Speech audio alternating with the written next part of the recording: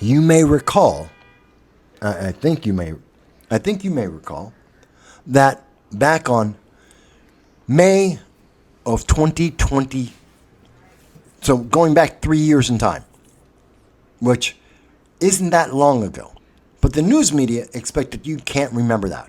They are absolutely sure you can't remember what happened 3 years ago. You're supposed to forget. You're not supposed to think about it. It's old news, gone. You're not even supposed to have access to what happened 3 years ago, let alone 3 months ago. And I can tell you, you can hear consistently over and over again one of the key things that I'm constantly saying. Why is it that black people don't have a choice? Why do Democrats and progressives in particular seem to, I believe, that if you cannot be black if you have an independent thought, if you believe something that they don't agree with? Why is it that if you are black, you are punished for having an independent thought? Why is it if you're a woman, if you're gay, if you're Hispanic, if you're straight, if you're Asian, and you have an opinion that doesn't directly match up to the progressive, approved mainstream media message, you're the bad guy, you're the problem, you have to be punished? Why is that the case? And again, it doesn't matter whether you are on the left or the right. It doesn't matter what the issue is. If you do not only support the approved message, whatever it might be today, and I understand it changes on a regular basis. If you go by DEI, it's constantly changing. But whatever the approved message is, if you're not supporting that message 24/7, every single time they tell you what to say, you say yes. If you're not doing that, you're the bad guy. And you can look at everyone on the left and how many times do they eat their own and they're canceling their own. Remember Lizzo? Think about it. Lizzo was one of their champions, one of the great body positivity, champion of body positivity, which was raising her up. She's black and a woman and body positive. So she's almost at the top of the equity staircase until they found out that she's also a demonic boss, apparently, that she was abusing her employees sexually, apparently. And so she tumbled on down. They got rid of her. Suddenly, all of her body positivity, her blackness, her femaleness, all got thrown under a bus because she's no longer popular. And that's what the threat is to each of us. They do that to her to tell us, stay in line. And no matter how well you stay in line, no matter how much you do exactly what you are told, what has been approved for you, you are still never good enough.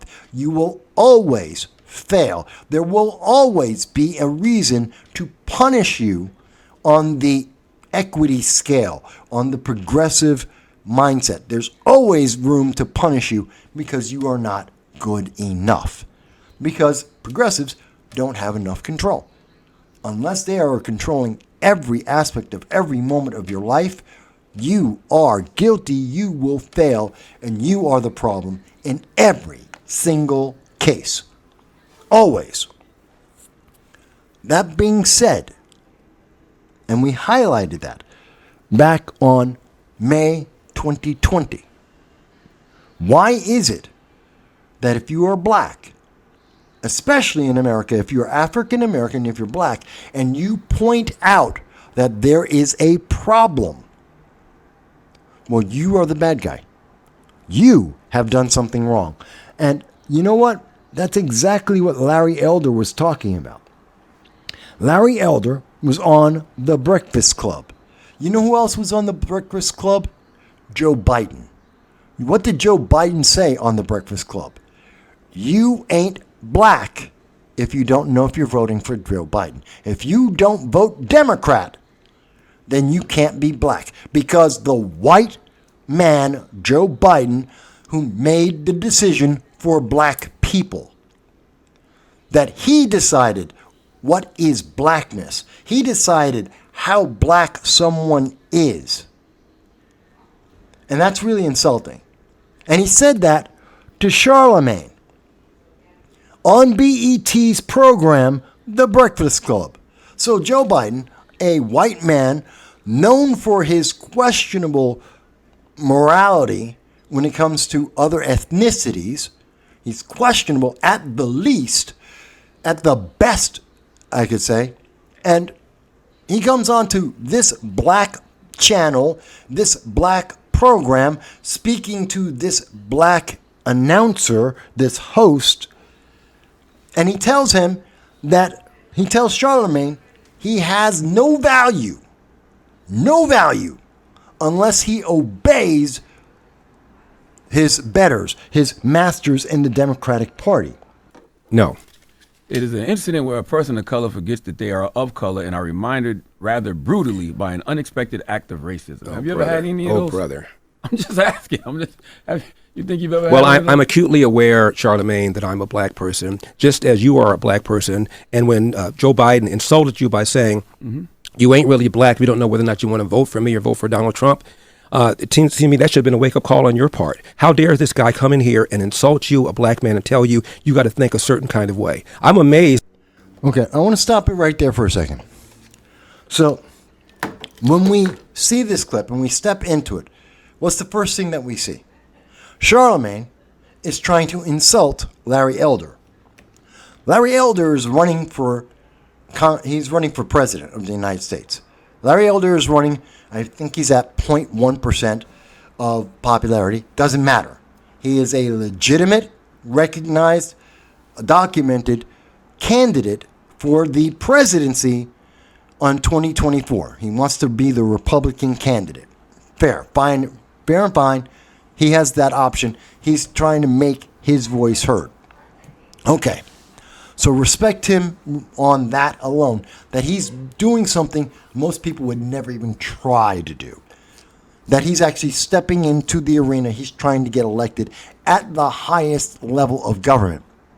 Gotta love that. That takes balls. Besides money, it takes balls. So he's gone out there and he should get respect for that. But instead, Charlamagne goes on BET in the Breakfast Club, and he's trying to say that Larry Elder needs a wake-up call because he's black and he doesn't support Democrats. That is the subtext of the conversation that is going on that you are watching. The subtext is you need a wake-up call. Larry Elder needs a wake-up call. That Charlamagne is going to try and give Larry Elder a wake-up call because Larry Elder is a Republican, not a Democrat. That is the subtext.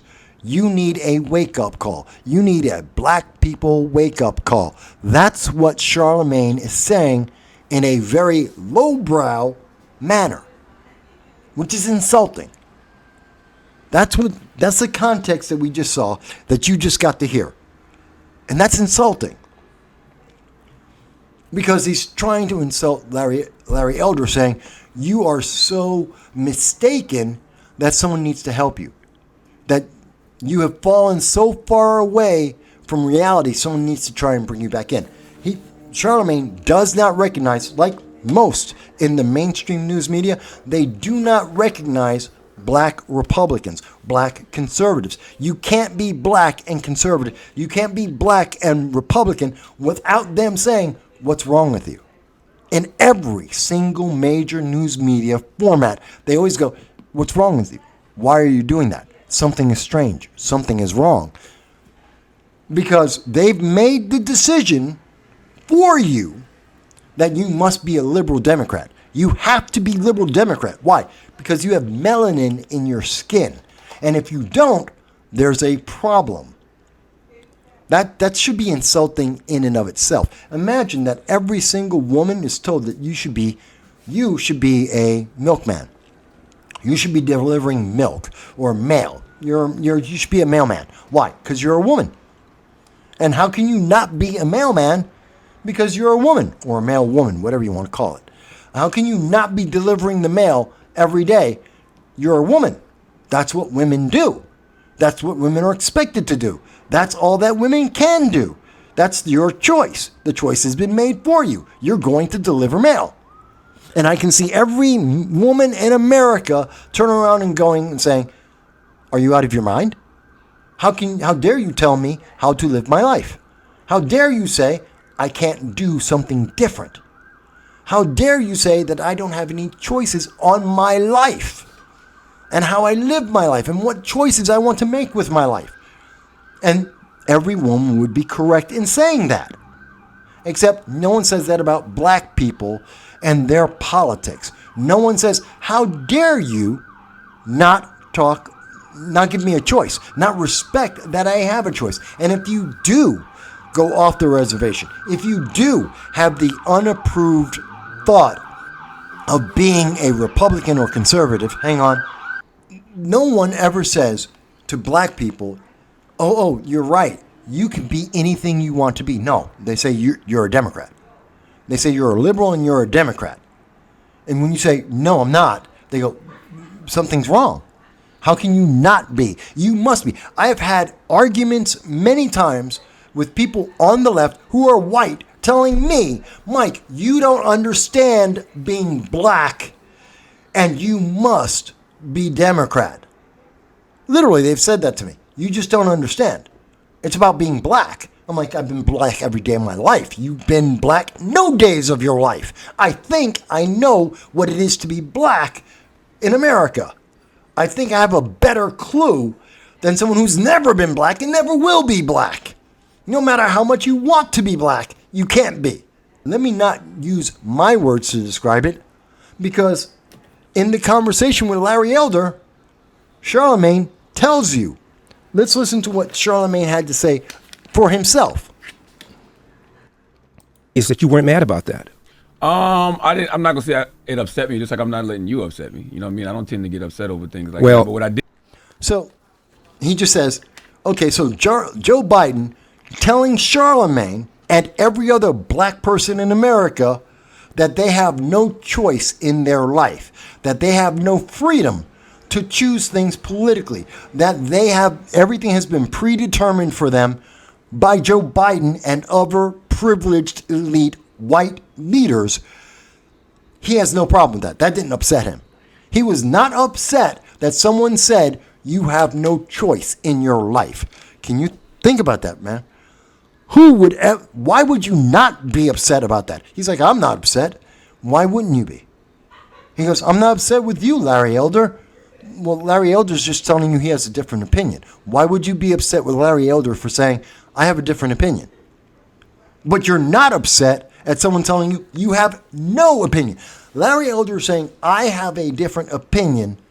And the answer is, well, I don't get upset about that. As if what Larry Elder is saying is something to get people upset about. That people should get upset or can get upset because Larry Elder isn't following the approved message.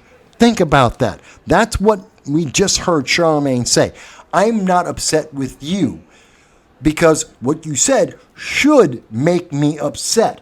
Not being a Democrat should make Charlamagne upset.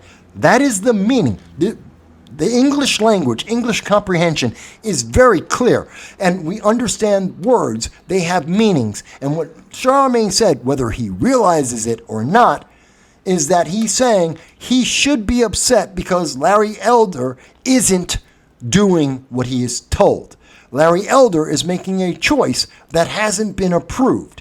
And Charlamagne says, I won't be upset about that even though I should be. Those are his words. That's the meaning of his words. I'm not upset about that, as if you should be. And the thing that he isn't on, so he's not upset about what Larry Elder is doing, which is giving him another option.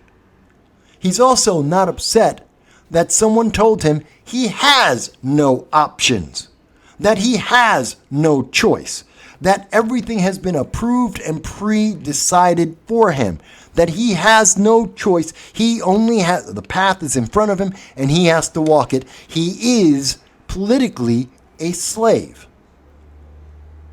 And he wasn't upset about that either. Yeah, it gets kind of deep when you think about it. Let's go on and see what else Charlamagne had to say. Did say Well, to him, you but just it's not talk about a nigger wake-up call, and it seemed to me that should have been a wake-up call on your part to have a white guy come in here who also said, by the way, about Mitt Romney, because he didn't want to put more regulations on Wall Street, going to put y'all back in chains. And Joe Biden has lied for decades about his civil rights record, claiming that he desegregated movie theaters and restaurants in Wilmington, Delaware, when he didn't do any of that. He lied and said that he tried to visit Nelson Mandela during apartheid South Africa. He did not. And he came in here and told you aren't even black and let you think a certain kind of way. It seemed to me that should have been a nigga wake-up call for you, but it wasn't, apparently. Yeah, I mean, no, for the record, I'm not a Democrat or Republican. I didn't say you were. Yeah, I think both. I don't know what you are. I never even asked you what you. So let me stop right there for a second. So Charlamagne then decides that he wants to defend himself. He's defending himself for not confronting Joe Biden, for not saying, how dare you predetermine my life and that of everyone else who has the same skin tone as me. Just because we have permanent suntans, you don't get to make my choices. So he goes, but I didn't say I was a Democrat. What's that got to do anything? No one asked him what his political preference was. And this is how bad it is. Charlamagne assumed that because he is black, then everyone must assume he's Democrat. He already accepts that that is the norm, that is the expectation people would have just because he exists. He goes, well, I didn't say I voted. No one asked you what party you voted for. No one asked you what party you are part of. Nowhere in the conversation that we are showing, nowhere is it being said that Larry Elder is saying, what party are you in? That you were part of this party push. No one said that. It was purely and singularly Charlamagne who said and volunteered, I didn't say I was a Democrat. No one cared. No one said you were. Doesn't change the difference. Doesn't change anything that is being discussed. It is his assumption, Charlamagne's assumption, that everyone else is going to assume that he's a Democrat, just like Biden did. That because you are black, you must be Democrat. He accepts that premise. That's why he's saying, but I didn't say that. I didn't say I'm a Democrat. As if that is the natural thing to expect. That is the only expectation. That it is monolithic. Blacks are monolithic. And there is only one result. Again, his words betray exactly what is going on here. And let's go on. Let's hear what else that we're going to hear from Charlamagne. Your party affiliation. Yeah, I'm just saying, but you are black. And to have a white guy come in here and tell you have to say, think a certain kind of way, otherwise you, quote, ain't black. Wow. How should I have replied to him, you think? What I just now said, how dare you insult me and tell me I think as a human being, let alone as a black person? I don't tell you how to think, Joe Biden. How dare you come in here and tell me how I should think? I'm going to vote for Donald Trump if I want to vote for Donald Trump. And if I want to vote for Donald Trump, it does not make me not black. 20% of black people, black men, as I said, voted for Donald Trump in 2020. Are they not black now? So only 80% of black men walking around are really black, 20% are not because they voted for Donald Trump. How insulting is that? How condescending is that? Now, this is interesting because Charlamagne now tries to turn it around and tries to regain control of the conversation again. And this is, mind you, this conversation isn't really happening between Larry Elder and Charlamagne. This isn't a conversation between Larry Elder and BET. This is a conversation for black Americans. This is a conversation between anyone on the conservative side and black America. That's the conversation that's going on. Charlamagne is the message to black America. And we have Larry Elder as the conservative. This is a message. And so we see that Charlamagne here says, well, what would you have said? You're telling me that Joe Biden did this insulting thing, which I didn't notice. How would I know that it was insulting to presume that every black person is the same and that they all have no choice in their lives. They have no freedom, no political ideology, no independence, politically at the very least, to make choices for themselves. They're just ignorant, and we all follow the same thing and do the same thing. That's what he's saying. That's what Charlamagne is supporting. He's, well, what would you have done? Well, Charlamagne, were you not listening to your guest? At the very beginning of this clip, starting this entire subject, we heard Larry Elder start off telling you exactly what you should have said. He started this conversation with, this is the proper path you should have been on. He repeats what he said at the start. Charlamagne isn't listening. Charlamagne doesn't care what Larry Elder is saying. The only reason that Charlamagne is paying attention at this point, the only reason that he is responding at this point, is because he's being embarrassed. Because he is being shown to his audience as not thinking through his conversation. That he was kowtowing to the political pressure. That he was being an obedient political slave. And that's why we now see that throughout this 2 minutes now, that Charlamagne is starting to react because he has been embarrassed and he has been exposed. And now he's trying to find a way to show weakness in what Larry is saying so that he can regain his composure and say, well, see, that was a horrible idea. I have a better idea. I did this better. I'm smarter. No, it is better to still be a Democrat, to follow the approved messaging, to just do what I am told. That's what Charlamagne is trying to find. He's trying to find his out, to find a win, to justify what he did. Now he's only now, at the end of this, is he trying to pay attention to anything whatsoever, which is why Larry has to repeat what he started the conversation with, which I think is very powerful. It tells you how much Charlamagne cares. He didn't care because he didn't think about it. He just did what he was told to do. And now that he has to critically think about it, now that he has to consider the consequences of what he did, when he has to consider the limitations that he accepted implicitly on his life, now he's somewhat upset. And he's not upset because of what Joe Biden did. He's upset at Larry Elder. He's upset because Larry Elder is showing him what he did wrong. Rather than celebrating that Larry Elder is saying, hey, you know what? I didn't remember. I didn't even think like that. Thank you, Larry. I have more options. You're right. We could have made more choices. You're right.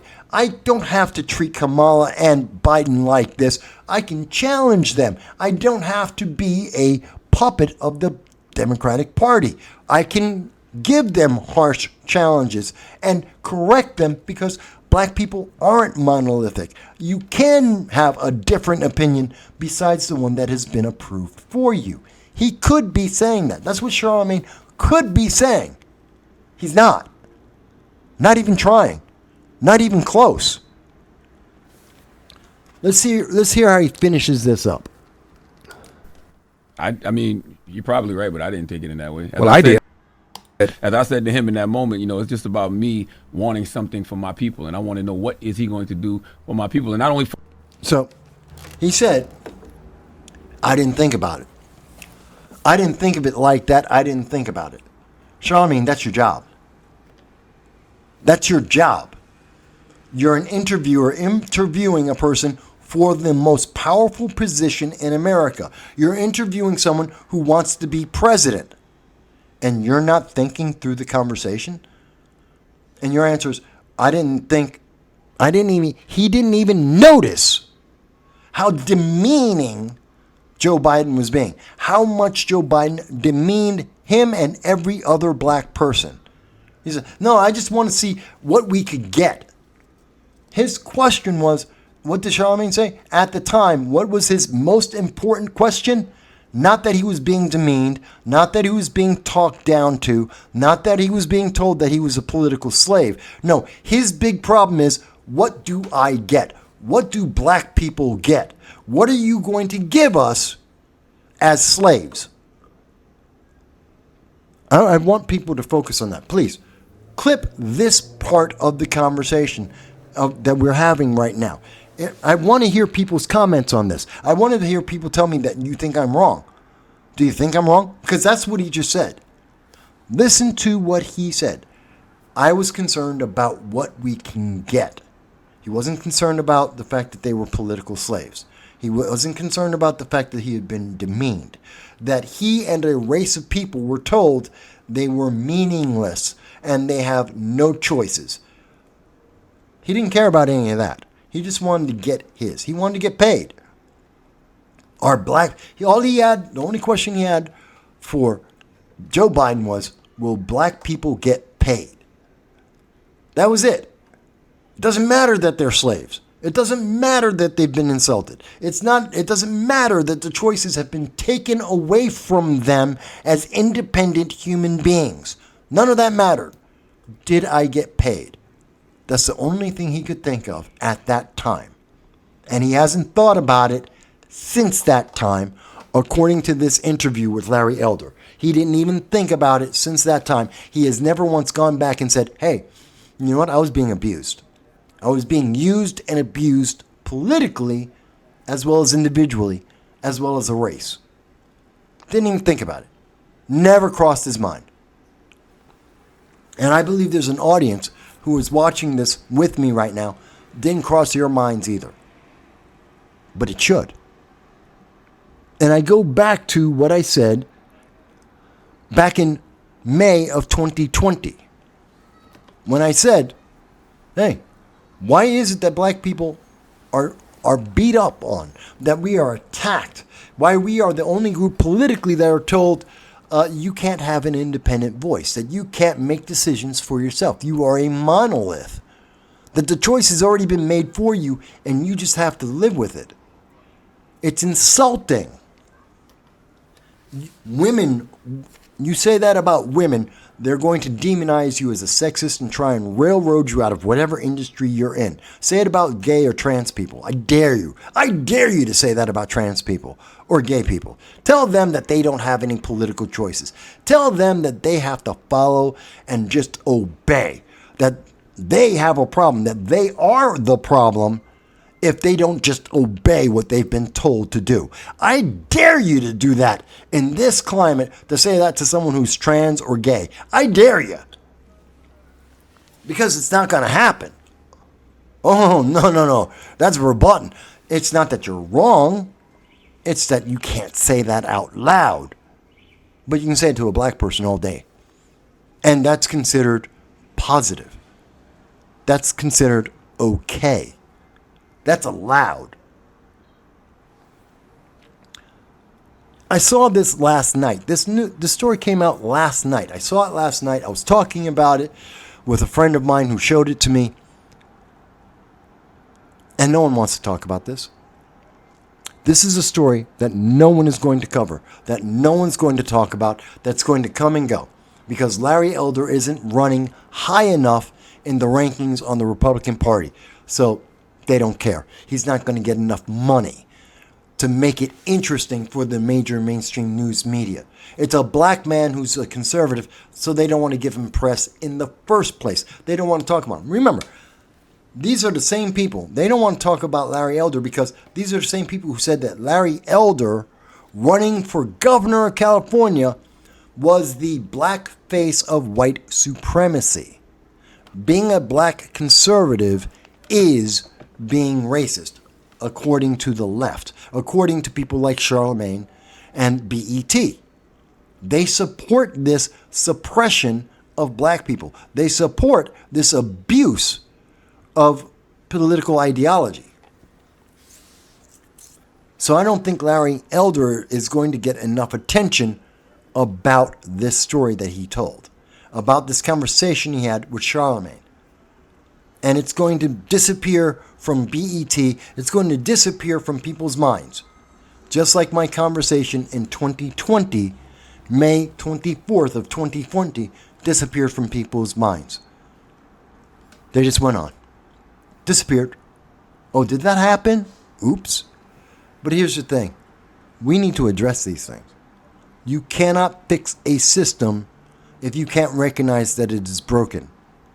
You cannot treat people as political slaves and expect them to react like they're free or to support something like they're free. And your system will always be broken if you're treating people in this manner. It's just that simple. And this is what the left does. This is No Soundbites Allowed, and I am your host, Michael Boss. Dragging into Southern Tier, I'm happy to be here with you today. Eric Holder, the Attorney General of the United States, admitted he has not read the Arizona immigration law. I know it is a difficult task to stand up in front of our peers and say that Congress has failed to listen to voters. You here at CPAC said yes to President Donald Trump in 2016, and I know you're going to say yes to She was very aware that she had the flag in her hands and that the flag was dragging on the ground. That is an intentional action. She knows what she is doing. She then drops the flag. Understand the logic, and we see this in social media on a regular basis, and it's something that Newsweek decided not to tell you about. Representative Sheila Jackson Lee, a representative in Congress who is writing laws to deny American citizens their rights, has no idea what she's talking about. And they are against the vaccine mandate. Yeah, absolutely. Now, you support that? Last time I checked, there were not a lot of planes crashing into each other at airports, right? You can meet a very, very stringent accuracy rate when it's important, when it matters, like in federal elections. The quote from Joe Biden where he is admitting that he is willing to lie to the American people.